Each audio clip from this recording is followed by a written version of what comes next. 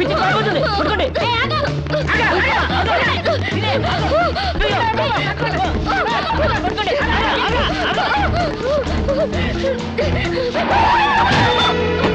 Hey, kick you man. What happened to me, idiot? Prakash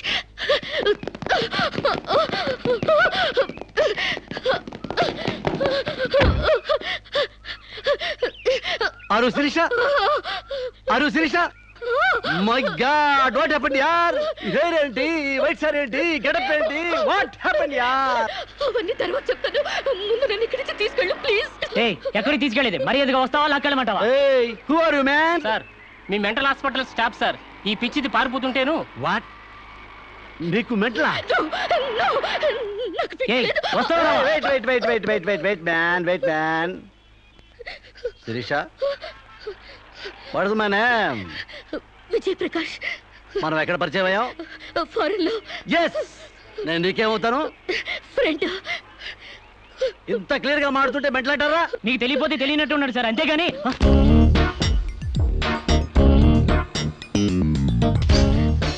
చెప్పు శిరీషకి మెంటలా కాదా? కమాన్ శిరీష్కి ఎవరు లేరు రమ్మంటారా? ఆవిడకి క్యూలకి ఎప్పుడో పంపిస్తాడు.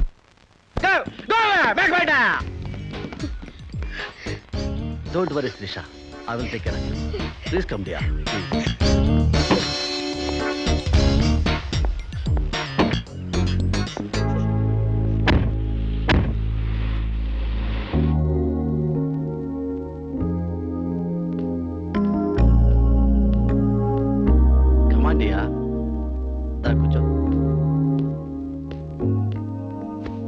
ఎలా ఉండేదానివి ఎలా అయిపోయావు? డయానా క్వీన్ లా ఉండేదానివి డయేరియా పేషెంట్ లా తయారయ్యావు. అఫ్ కోర్స్ మదర్ అయినా నీ గ్లామర్ తగ్గలేదనుకో. Come Siri, take this. No thanks. Okay, it's all right. బాగా అలసిపోయినట్టున్నావు. పద బెడ్రూమ్కి రెస్ట్ తీసుకుందాం. ప్రకాష్, వాట్ హ్యాపెండ్ యా? హెల్ప్ చేస్తానని తీసుకొచ్చి నువ్వు చేసే పని ఇదేనా? ఎవడో దారిని పోయే దానికి బిడ్డను కనిచ్చావు. నీ ఫ్రెండ్ని, క్లోజ్ ఫ్రెండ్ని ఆ మాత్రం బెడ్ పంచి ఇవ్వలేవా? Please come, please please.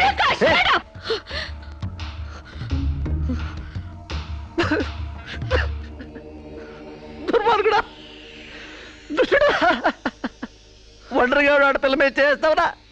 నీకు అమ్మ రాలేరా, అబ్బాజీలు లేరురా, పురుగులు పడిపోతావురా, నాశనమైపోతావురా, అదైపోతావురా, ఇదైపోతావురా. ఇది కాదే నీ క్యారెక్టర్. పెళ్లి కాకుండానే సంసారం చేసేది ఎవరో తెలుసా? బ్రోతల్స్. పెళ్లి కాకుండానే తల్లయ్యేదెవరో తెలుసా? Brothels. You are just number 1 rating brothel.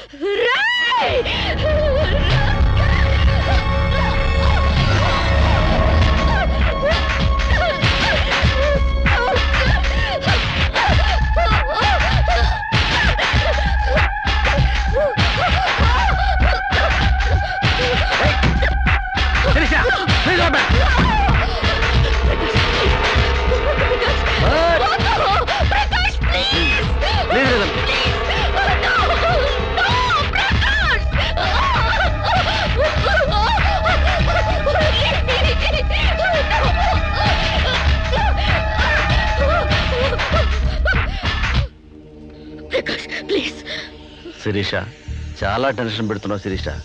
నువ్వు టెన్షన్ పడుతున్నావు శిరీష. శిరీష, నీ తెలియదు శిరీష, నాలో చాలా విషయం ఉంది Shirisha. I love you Shirisha. చాలా హ్యాపీగా ఉంటుంది యార్. I love you Shirisha. నా మాట శిరీష, చాలా బాగుంది శిరీష.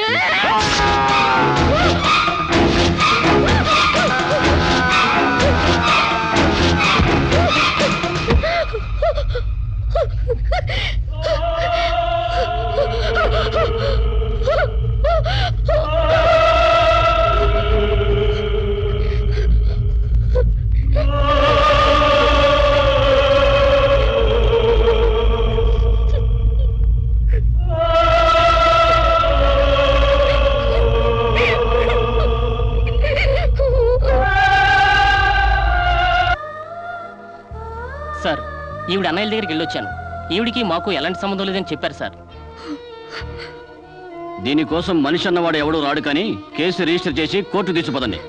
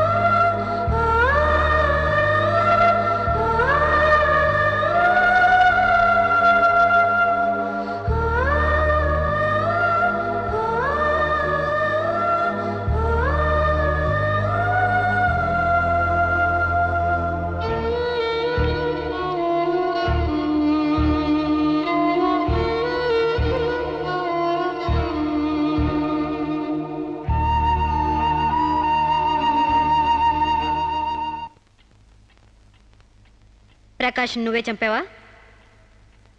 సైగలు మూగ భాషలు ఇక్కడ కుదరవు, నోటితోనే చెప్పాలి. నేనే చంపాను. ఎందుకు చంపావు? చంపానని ఒప్పుకున్నాను కదా, ఏదో సెక్షన్ కింద నన్ను చంపేయండి. ముద్దాయే శిక్ష విధించుకుంటే ఇక్కడ మేమెందుకు? సెక్షన్లు శిక్షలు నువ్వు గుర్తు చేయాల్సిన పని లేదు. అసలు నువ్వేం చేసావో చెప్పు. ఫారెన్లో నా ఫ్రెండ్ని చంపేశాను, ఇక్కడ ప్రకాశం చంపేశాను, భారతీయ సంస్కృతిని చంపేశాను, గౌరవ మర్యాదలను చంపేశాను, ఆఖరికి నా బిడ్డను కూడా చంపబోయాను. నన్ను చంపేయండి, నేను బ్రతకూడదు. బ్రతకడానికి నాకు అర్హత లేదు. అందరికీ ఒక పాఠంగా, నాకు గుణపాఠంగా నన్ను ఉరికంబ వెక్కించండి. చంపడానికి చావడానికి వెనకాడని నీలాంటి వాళ్ళు సమాజానికే ప్రమాదకరం. అన్నల్ని వదిల్ని ఫ్రెండ్స్ని వర్కర్స్ని లెక్క చేయని నువ్వు చివరి కోర్టును కూడా పట్టించుకోవడం లేదు. నేరం ఒప్పుకుంటే శిక్ష తగ్గిస్తామనుకోవద్దు. సాక్ష్యాధారాల్ని వాంగ్మూలాల్ని పరిశీలించి తగిన తీర్పు ఇవ్వడానికి కోర్టు 20వ తారీఖు వాయిదా వేస్తున్నాను.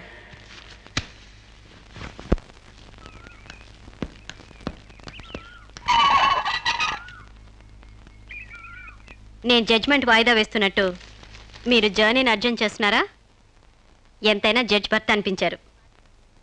మీరు పాఠాలు నేర్పించకపోతే పిల్లలేం ఫెయిల్ అయిపోరు. ఈసారి వారం రోజు సెలవు పెట్టండి, ఓకే? అమ్మా, మీకోసం ఎవరు వచ్చారు. బాయ్.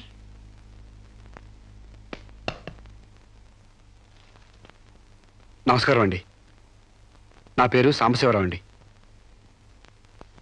నువ్వు శిరీష తాలూకు మనిషివి కదూ? అవునండి. సారీ, నేను ఇంట్లో కోర్టు విషయాలు మాట్లాడను. నేను అందుకు రాలేదండి, కొన్ని సొంత విషయాలు మాట్లాడుకుందామని. సొంత విషయాలా? హాయ్, కొంచెం పర్సనల్ అండి. చెప్పండి. అది మన ఇద్దరి మధ్య ఉండాల్సిన పర్సనల్ అండి. మీరు కాసేపు బయట ఉండండి.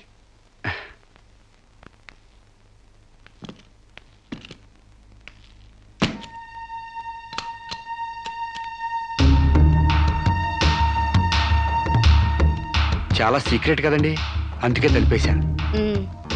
చెప్పు. మీ వారు ఢిల్లీలో ఉంటారంట కదండి? అవును. అక్కడ మీ వారు లీడరో అంట కదండి? University reader. 15 రోజులకోసారి వచ్చి వెళ్తుంటారంట కదండి? ఇవన్నీ నీకెలా తెలుసు? కావాల్సిన వాళ్ళ గురించి ఆ మాత్రం తెలుసుకోలేమంటండి. అమావాస్యకోసారి వచ్చే మీ ఆయన కోసం మీ అందాన్ని అడవి కాసిన వెళ్ళి చేసుకుంటారా? ఆ రోజు కోర్టులో మిమ్మల్ని చూడగానే నా వయసు జిగేలు మంది. మీ ఆయన ఉండరని తెలిసి నా మనసు జాలి పడింది. తేగలాగా మంచి నాజుగ్గా ఉన్నారు. ఎందుకిలా మీ అందాన్ని మగ్గబెట్టుకుంటారు? ఓ పని చేయండి, మీరు నన్ను ఉంచుకోండి, లేకపోతే నేను మిమ్మల్ని ఉంచుకుంటాను. నన్నెవరు అనుకుంటున్నారా? రంబను తలదన్నే మేనకే మీ కాలు మొక్కి అందగత్తి అనుకుంటున్నాను. మిస్టర్ సాంబశివరావు, ఆయ్, పండించేది వరి, పుట్టింది ఈస్ట్ గోదావరి.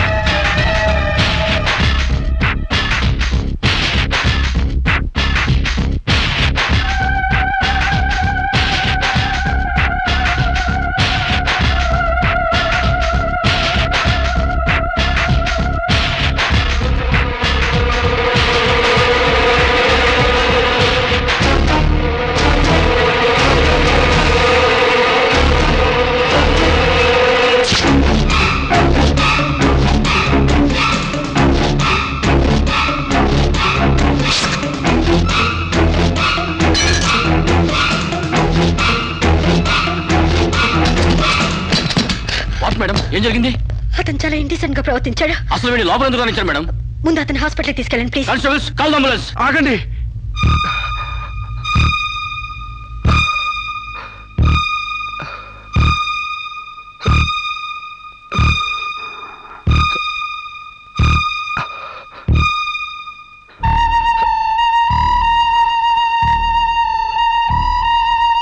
భయపడకండి అమ్మా, మీరు నాకు తల్లి లాంటి వారు. ఇదంతా నేను కావాలని చేయలేదు. శిరీష్ నిర్దోషని చెప్పడానికే చేశాను. అవునమ్మా, శిరీష్ అమాయకురాలు. నా శిరీష్కి అనుకోలేకపోయినా ఆర్తన ఉంది. మమకారాన్ని అర్థం చేసుకోలేకపోయినా మానవునికి విలువిస్తుంది. రాష్ట్రం కాని రాష్ట్రం వెళ్ళొస్తేనే స్టైల్ పెరిగే ఈ రోజుల్లో 20 సంవత్సరాలు ఫారిన్లో ఉండొచ్చిన శిరీష్కి ఇతరుల్ని డామినేట్ చేయాలనే తప్ప వేరే ఆలోచన లేని పిచ్చిది. మీరు ఒక జడ్జి అయ్యిండు కూడా ముందు వెనక ఆలోచించకుండా రేపు చేయబోయి నన్ను కత్తితో పొడిచారు. ఎందుకు? ఆడదానికి ఇష్టం లేకపోతే స్వయానా మన్మధుడే దిగొచ్చినా అంగీకరించదమ్మా. నా శిరీష్ శీలం లేని ఆడదైతే ఆ రోజు వాడిని ఎందుకు చంపేది? హాయిగా వాడితోనే డేటింగ్ పెట్టుకునేది. మొగుడితో తప్ప పరాయి మగాడితో ఊహించుకోలేని ఆడతోనూ ఏ ఆడదైనా ఆ పరిస్థితుల్లో ఉంటే ఈరోజు మీలాగే ఆ రోజు శిరీష్ లాగా చేస్తుంది. ఎంత పచ్చి వ్యభిచారైనా ఇష్టం లేని మగాడి చేయి పడితేనే చేదరిస్తుంది.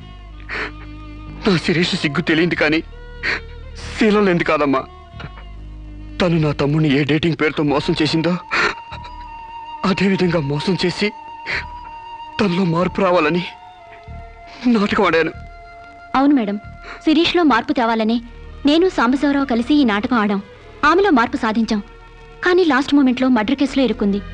మీరు శిరీషకు కటింగ్ శిక్ష వేయబోతున్నారని తెలిసి అతను ఈ రేప్ ప్లాన్ గురించి నాతో చెప్పాడు. మీకు తెలియంది కాదు కానీ చెప్తున్నాను. రేపుకు ఉరిశిక్ష వేయాలని చట్టాల మార్పు కోసం ప్రయత్నాలు జరుగుతున్న ఈ రోజుల్లో రేపిస్ట్ని చంపటం కనీసం చిన్న నేరం కూడా కాదని నా నమ్మకం. దయచేసి నా శిరీష్ని కాపాడండి. నా శిరీష్ని కాపాడు.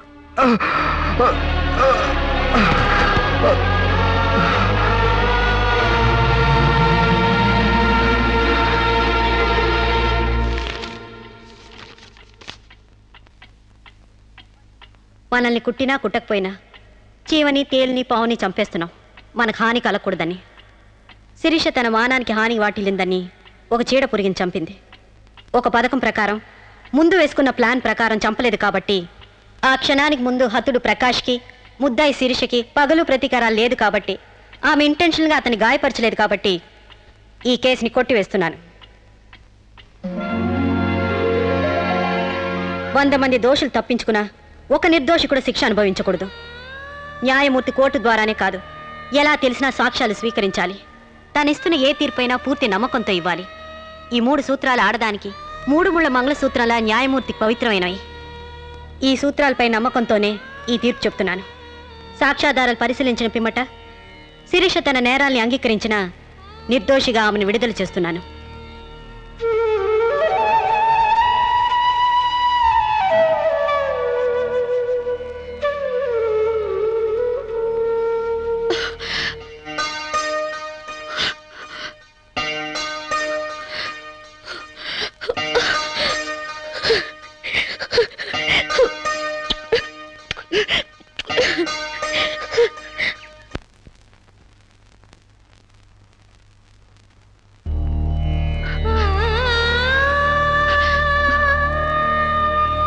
మన సాంప్రదాయాల సంస్కృతుల వాల్యూ తెలుసుకున్నాను. నేను మారిపోయానండి. నన్ను క్షమించండి ప్లీజ్. ఇంతకాలం మేం ప్రయత్నించింది నీలో ఈ మార్పు కోసమే కాని నీ చావు కోసం కాదమ్మా. నువ్వు చిన్నప్పటి నుంచి విదేశాల్లో పెరిగావు కాబట్టి అక్కడ యువతీ యువకుల్లో ఉన్న డేటింగ్ అనే పద్ధతిని ఇక్కడ కూడా అవలంబించాలని చూశావు. కానీ ఈ పవిత్ర భారతదేశంలో వివిధ రకాల మతాలు, కులాలు, భాషలు ఉన్నా ఒక్కొక్క దానికి ఒక్కొక్క రకం కట్టుబాట్లున్నాయి. ఆ కట్టుబాట్లకు అనుగుణంగా మసులుకోబట్టే మేమందరం ఎంతో ఆనందంగా కలిసిమెలిసి బ్రతుకుతున్నాం. కానీ వాటిని నువ్వు అగౌరవపరిచావు, హేళన చేశావు. ఈ దేశాన్ని, ఈ మనుషుల్ని అర్థం చేసుకోలేకపోయావు. అటువంటి నీకు మన గొప్పతనం చెప్పాలని, నీలోని మంచి మనిషిని బయటకు తీసుకురావాలని మేము ఈ నాటకం ఆడాం. మా నమ్మకం వమ్ము కాలేదు. భారతీయ సంస్కృతి సాంప్రదాయం గల అమ్మాయే మా ఇంటి కోడలుగా రావాలనుకున్నావు. అలాగే నువ్వు మా ఇంటి కోడలు అవుతున్నావు. నిజంగానా?